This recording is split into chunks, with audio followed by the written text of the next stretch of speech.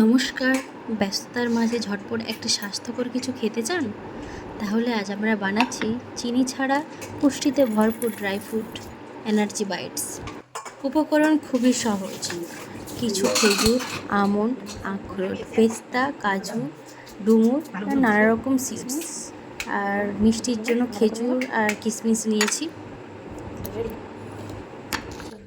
তারপর একটা কড়াইয়ের মধ্যে আমন্ড, কাজু আর আখরোট ভেজে তুলে রেখে দেব।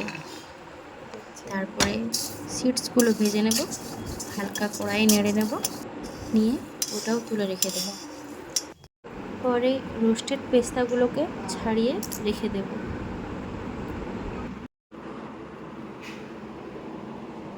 এবার একটা ব্লেন্ডারে উপকরণগুলিকে দিয়ে পেস্ট তৈরি করে নেব।